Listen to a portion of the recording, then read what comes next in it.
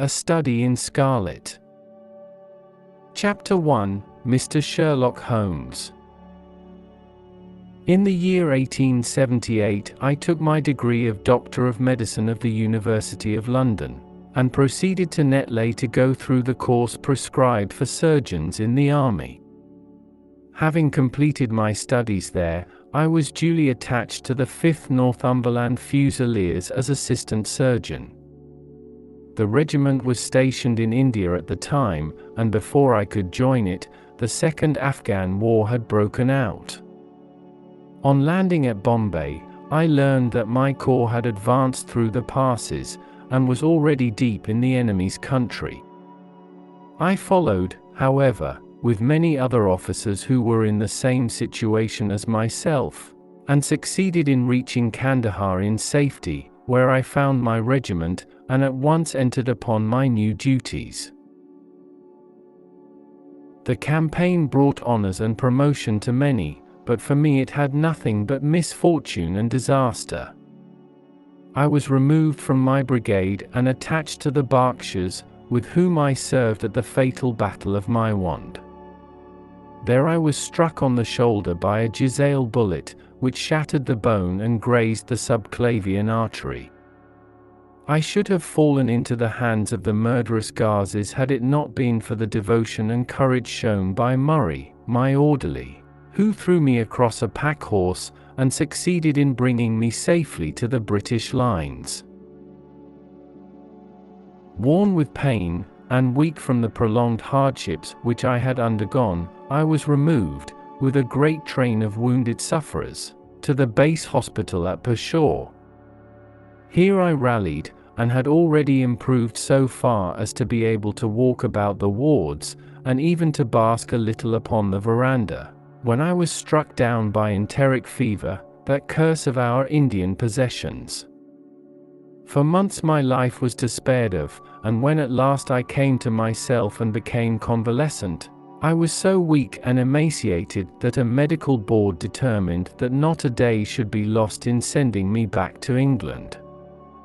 I was dispatched, accordingly, in the troopship Oronce, and landed a month later on Portsmouth jetty, with my health irretrievably ruined, but with permission from a paternal government to spend the next 9 months in attempting to improve it.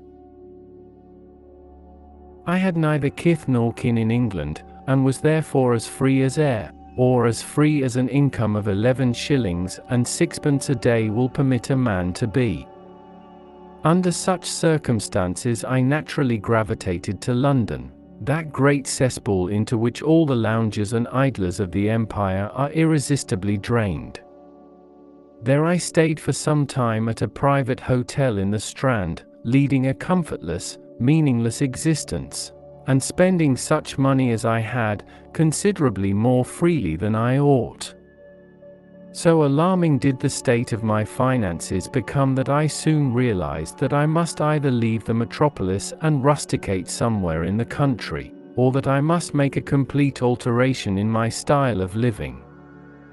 Choosing the latter alternative, I began by making up my mind to leave the hotel, and to take up my quarters in some less pretentious and less expensive domicile.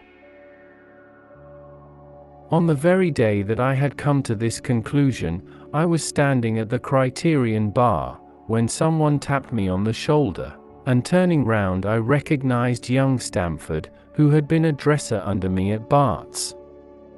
The sight of a friendly face in the great wilderness of London is a pleasant thing indeed to a lonely man. In old days Stamford had never been a particular crony of mine, but now I hailed him with enthusiasm, and he, in his turn, appeared to be delighted to see me. In the exuberance of my joy, I asked him to lunch with me at the Holborn, and we started off together in a hansom. "Whatever have you been doing with yourself, Watson?" he asked in undisguised wonder, as we rattled through the crowded London streets. "You are as thin as a lath and as brown as a nut." I gave him a short sketch of my adventures, and had hardly concluded it by the time that we reached our destination. Poor devil, he said, commiseratingly, after he had listened to my misfortunes. What are you up to now? Looking for lodgings, I answered. Trying to solve the problem as to whether it is possible to get comfortable rooms at a reasonable price. That's a strange thing, remarked my companion. You are the second man today that has used that expression to me. And who was the first? I asked. A fellow who is working at the chemical laboratory up at the hospital. He was bemoaning himself this morning because he could not get someone to go halves with him in some nice rooms which he had found, and which were too much for his purse. By Jove! I cried, if he really wants someone to share the rooms and the expense, I am the very man for him. I should prefer having a partner to being alone. Young Stamford looked rather strangely at me over his wineglass. You don't know Sherlock Holmes yet, he said.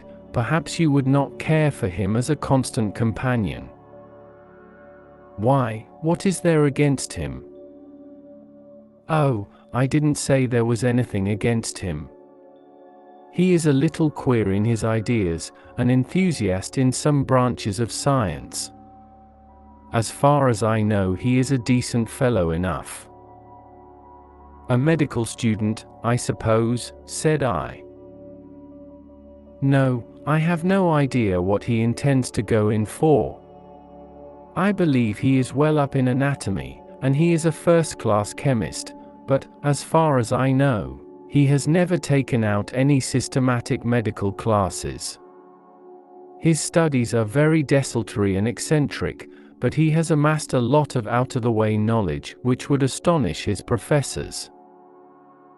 Did you never ask him what he was going in for? I asked.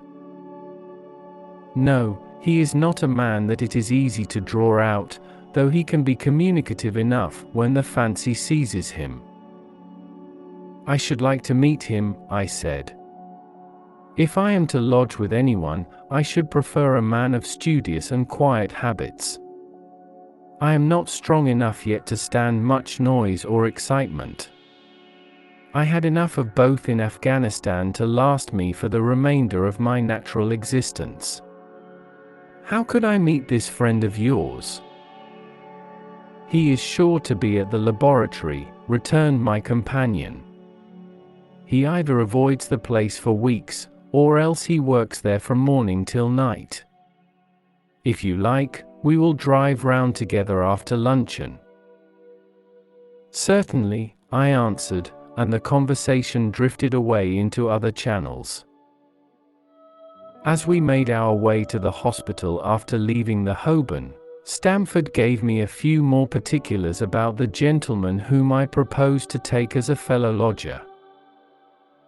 You mustn't blame me if you don't get on with him, he said. I know nothing more of him than I have learned from meeting him occasionally in the laboratory. You proposed this arrangement, so you must not hold me responsible. If we don't get on, it will be easy to part company, I answered. It seems to me, Stamford, I added, looking hard at my companion, that you have some reason for washing your hands of the matter. Is this fellow's temper so formidable, or what is it? Don't be mealy-mouthed about it. It is not easy to express the inexpressible, he answered with a laugh. Holmes is a little too scientific for my tastes, it approaches to cold-bloodedness. I could imagine his giving a friend a little pinch of the latest vegetable alkaloid, not out of malevolence, you understand, but simply out of a spirit of inquiry in order to have an accurate idea of the effects. To do him justice, I think that he would take it himself with the same readiness. He appears to have a passion for definite and exact knowledge. Very right too. Yes, but it may be pushed to excess. When it comes to beating the subjects in the dissecting rooms with a stick, it is certainly taking rather a bizarre shape. Beating the subjects. Yes, to verify how far bruises may be produced after death. I saw him at it with my own eyes. And yet you say he is not a medical student? No. Heaven knows what the objects of his studies are. But here we are, and you must form your own impressions about him. As he spoke, we turned down a narrow lane and passed through a small side door which opened into a wing of the great hospital. It was familiar ground to me, and I needed no guiding as we ascended the bleak stone staircase, and made our way down the long corridor with its vista of whitewashed wall and dun-colored doors. Near the farther end a low arched passage branched away from it and led to the chemical laboratory. This was a lofty chamber, lined and littered with countless bottles. Broad, low tables were scattered about, which bristled with retorts, test tubes, and little Bunsen lamps with their blue flickering flames. There was only one student in the room, who was bending over a distant table absorbed in his work. At the sound of our steps he glanced round and sprang to his feet with a cry of pleasure. "I found it! I found it!" he shouted to my companion, running towards us with a test tube in his hand. "I have found a reagent which is precipitated by hemoglobin, and by nothing else." Had he discovered a gold mine, greater delight could not have shone upon his features. "Dr. Watson, Mr. Sherlock Holmes," said Stamford, introducing us.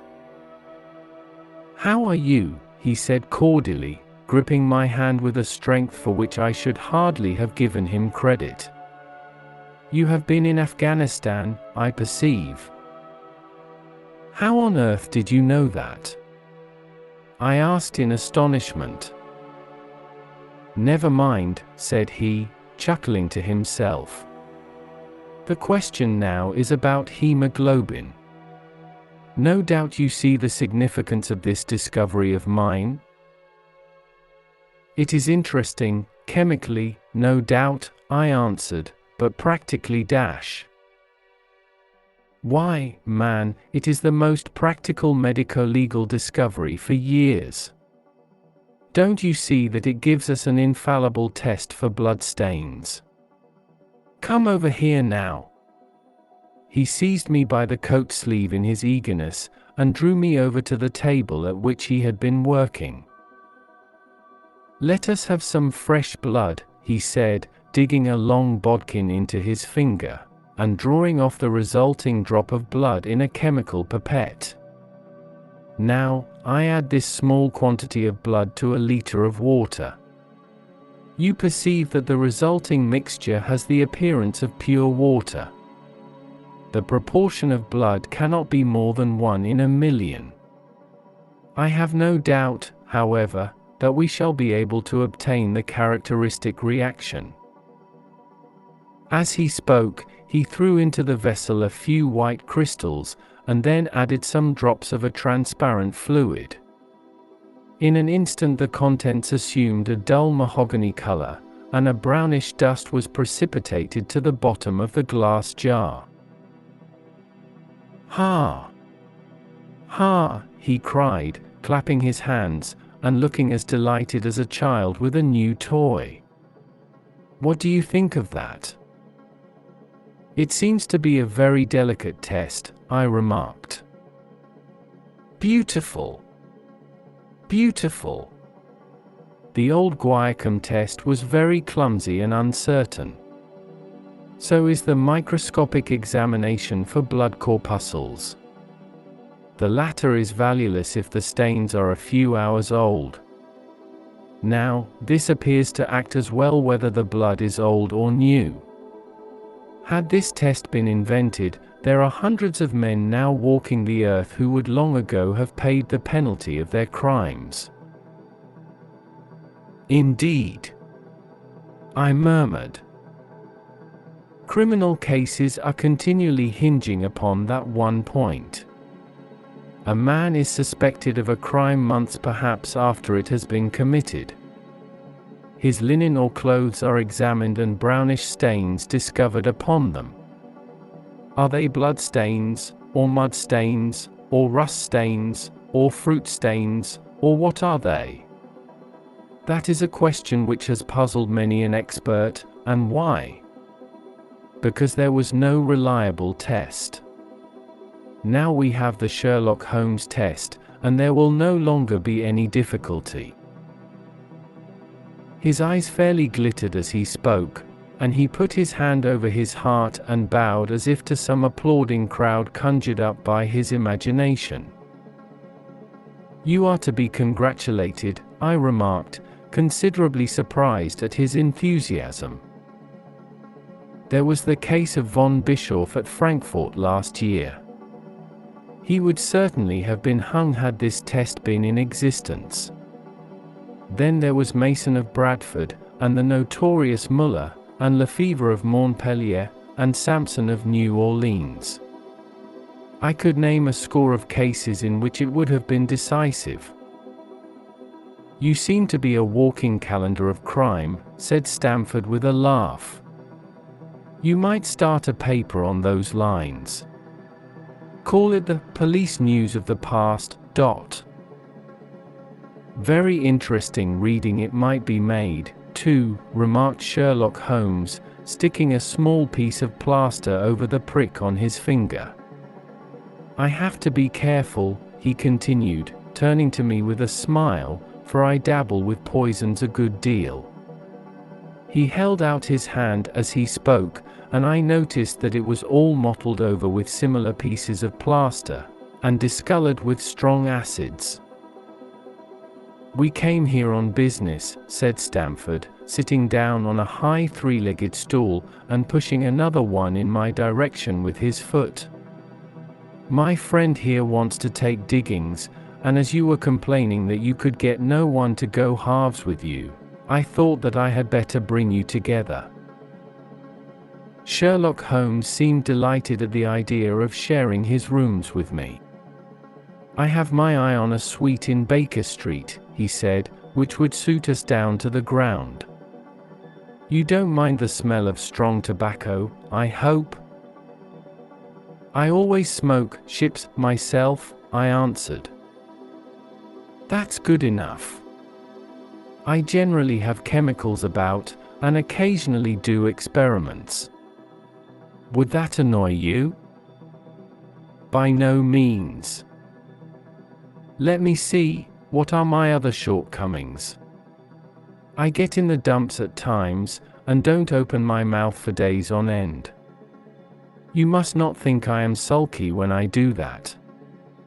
Just let me alone, and I'll soon be right.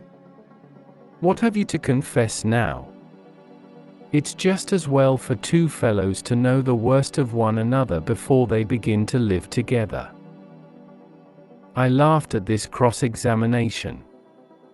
"I keep a bull pup," I said, "and I object to Rose because my nerves are shaken, and I get up at all sorts of ungodly hours, and I am extremely lazy. I have another set of vices when I'm well, but those are the principal ones at present." "Do you include violin playing in your category of Rose?" he asked, anxiously. "It depends on the player," I answered. "A well-played violin is a treat for the gods, a badly played one - oh, that's all right," he cried, with a merry laugh. "I think we may consider the thing as settled, that is, if the rooms are agreeable to you. When shall we see them?" "Call for me here at noon tomorrow, and we'll go together and settle everything," he answered. "All right, noon exactly," said I, shaking his hand. We left him working among his chemicals, and we walked together towards my hotel. "By the way," I asked suddenly, stopping and turning upon Stamford, "how the deuce did he know that I had come from Afghanistan?" My companion smiled an enigmatical smile. "That's just his little peculiarity," he said. "A good many people have wanted to know how he finds things out." "Oh.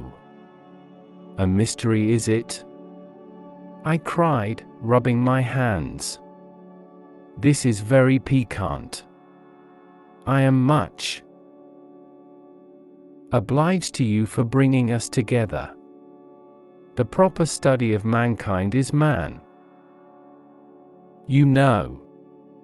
You must study him, then," Stamford said, as he bade me goodbye. "You'll find him a knotty problem, though. I'll wager he learns more about you than you about him. Goodbye." "Goodbye," I answered, and strolled on to my hotel, considerably interested in my new acquaintance.